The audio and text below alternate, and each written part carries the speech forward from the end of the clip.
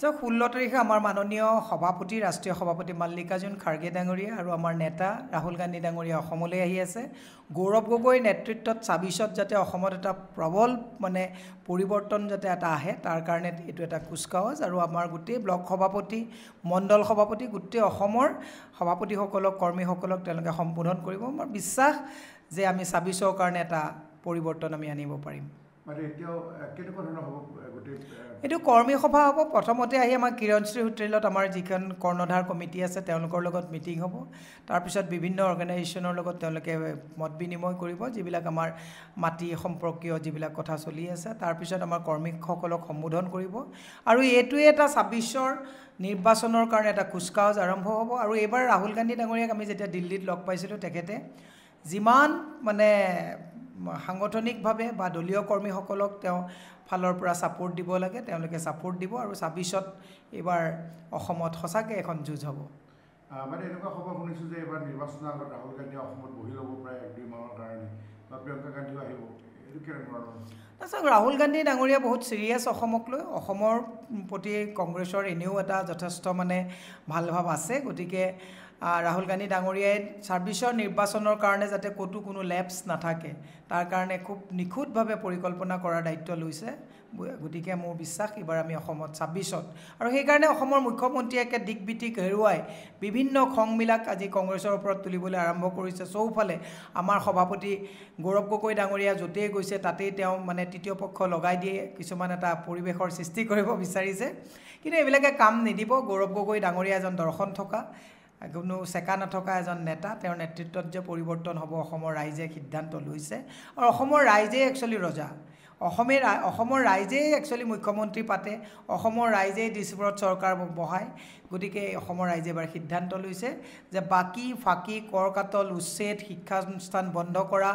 মদ ড্ৰাগ চাৰিওফালে যিবিলাক পৰিৱেশ সৃষ্টি হৈছে ধাৰৰ ওপৰত ধাৰ অত্যাৱশ্যকীয় সামগ্ৰীৰ মূল্য বৃদ্ধিকে আদি কৰি যিবিলাক পৰিৱেশ হৈছে সঁচা অৰ্থত একচুৱেলি কংগ্ৰেছেহে যে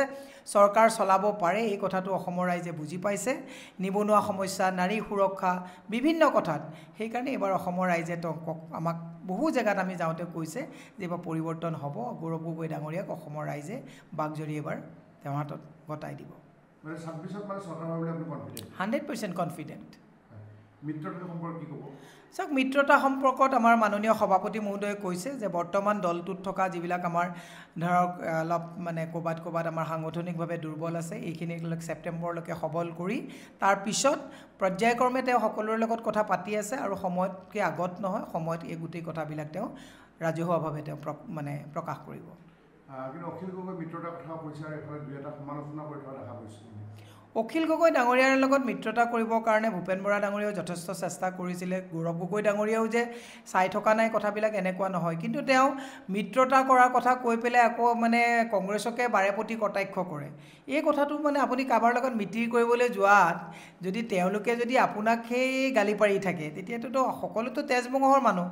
গতিকে সেই ক্ষেত্ৰতো অখিল গগৈ ডাঙৰীয়াৰ কিছু কণ্ট্ৰল ৰখাটো ভাল 26ত আপোনালোকৰ মহিলা যেটো এখন সংৰক্ষণৰ কথা কৈছে মহিলা ফালৰ পৰা কেনেধৰণৰ না ডেফিনেটলি মই অসম প্ৰদেশ মহিলা কংগ্ৰেছৰ সভানেত্ৰী হিচাপে মোৰ গোটেই জিলাৰ সভানেত্ৰীসকলক কৈছোঁ যে ভাল